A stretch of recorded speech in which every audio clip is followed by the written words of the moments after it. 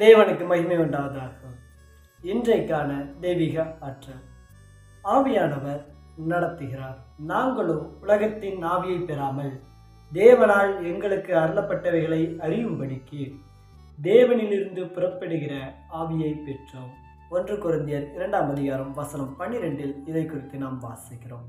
Netherlands தேசத்தில் உள்ள தேசிய அருங்காட்சியகத்தில் ஒரு தர்ம சங்கடமான கண்டுபிடிப்பை சில ஆண்டுகளுக்கு முன்பதாக கண்டுபிடித்திருந்தார்கள். அது என்ன அப்படின்னு சொன்னால், நிலாவுக்கு அப்போலோ அப்படின்ற ஒரு மிஷன் லேண்ட் ஆச்சு. அவங்க என்ன பண்ணியிருந்தாங்க அப்படின்னு சொன்னால், நிலால இருந்து 381 கிலோ அளவுக்கான பாறைகளை அவர்கள் கொண்டு வந்திருந்தார்கள் பூமிக்கு. இதை என்ன பண்ணுறாங்க அப்படின்னு சொன்னால், ஒவ்வொரு தேசத்தினுடைய தூதுவர்களுக்கு அந்த அமெரிக்கா தேசம் பரிசாக கொடுத்திருந்தது. அதே போல் நெதர்லாந்துக்கும் இது பரிசாக அந்த பிரதம மந்திரிக்கு பரிசாக கொடுக்கப்பட்டிருந்தது. 1988 அவர் மரித்து போகிறார். அதற்கு பிற்பாடு அந்த பரிசாக கொடுக்கப்பட்ட பாறையை அவங்க என்ன பண்ணுறாங்க அப்படின்னு சொன்னால், நெதர்லாந்தினுடைய தேசிய அருங்காட்சியகத்தில் அவங்க கொண்டு போய் வைக்கிறாங்க. இந்த பாறை உண்மையானது என்று நினைத்து அநேகர் நினைத்தார்கள். $5 லட்சம் அதற்கு காப்பீடும் செய்து வைத்திருந்தார்கள், அதாவது இன்சூரன்ஸ் செய்து வைத்திருந்தார்கள். ஆம்ஸ்டர்டாமை சேர்ந்த பல்கலைக்கழகத்தினுடைய ஆராய்ச்சியாளர்கள் இதை தீவிர சோதனைக்காக இந்த பரிசாக கொடுக்கப்பட்ட இந்த பாறை கற்களை எடுத்து பார்க்குறாங்க. அதை எடுத்து செக் பண்ணி பார்க்கும்போது அவங்களுக்கு தெரியுது, அது வெறும் ஒரு மரத்துண்டு என்று சொல்லி அங்கே கண்டுபிடிக்கிறார்கள். வெறும் $70 தான் இது மதிப்புடையது என்பதை அவர்கள் அங்கே கண்டுபிடித்தார்கள் என்று சொல்லி பார்க்கிறோம்.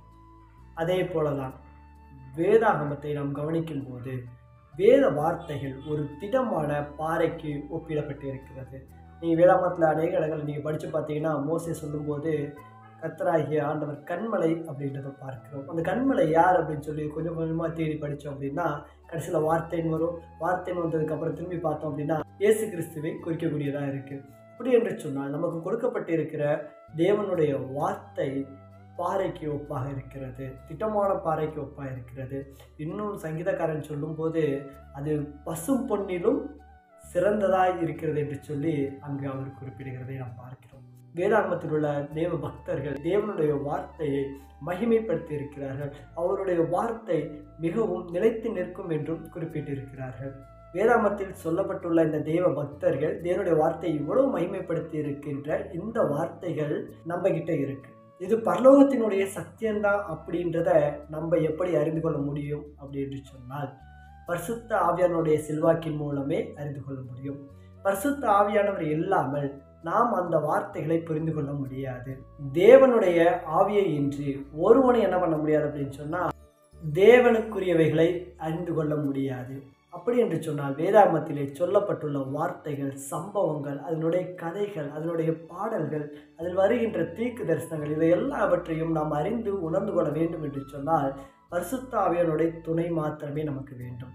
பரிசுத்த ஆவியானுடைய துணை இல்லாமல் நாம் ஒருபோதும் இந்த வேத வசனங்களை புரிந்து கொள்ள முடியாது. அதை விளக்கி நம்மளால் சொல்லக்கூட முடியாது. வேதாகமத்தை விசுவாசிக்கும்படியாக பரிசுத்த ஆவியானோட வழி நடத்துதல் நமக்கு அங்கு உதவியாக இருக்கிறது. இப்போ நம்ம வேதாகமத்தை வாசிக்கிறோம் அப்படின்னு சொன்னால் நமக்காக சத்தியத்தை படிக்க முடியாது, அதை புரிந்து கொள்ள முடியாது. ஏன் அப்படின்னா, பயனற்ற விஷயங்களை நம்பி நம்ம வேதாகமத்தில் இருக்கிற சில வார்த்தைகளை அதுதான் முக்கியம் அப்படின்னு நம்ம நினச்சி புரிந்து கொள்வதற்கான வாய்ப்புகள் உண்டு. ஆனால் தேவ ஆவியானவர் நம்ம கூட இருக்கிறாங்க அப்படின்னு சொன்னால், தேவ ஆவியானவர் நம்மளை வழிநடத்துகிறார் என்று சொன்னால், நாம் அந்த வார்த்தைகளை சோதித்து ஆராய்ந்து அதன் பிற்பாடு அதை முழுமையாக நம்புவதற்கேற்ற விசுவாசத்திற்குள்ளாக அவர் நம்மை வழிநடத்துகிறார். அப்படி என்று சொன்னால், ஆவியானவர் நம்ம இந்த உலகத்தினுடைய வாழ்க்கையில் மாத்திரமல்ல, நம்மளுடைய திட்டங்களில் மாத்திரமல்ல, நம்மளுடைய வேதாகமத்தை வாசிக்கக்கூடிய அந்த பகுதியிலும் அவருடைய துணை இல்லாமல் நாம் தனித்து இயங்க முடியாது. அவருடைய வழிநடத்துதல் நிச்சயம் நமக்கு அவசியமாய் இருக்கிறது.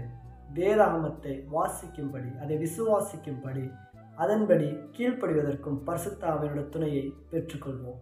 இன்றைக்கான மருத்துவ செய்தி, மஞ்சள்.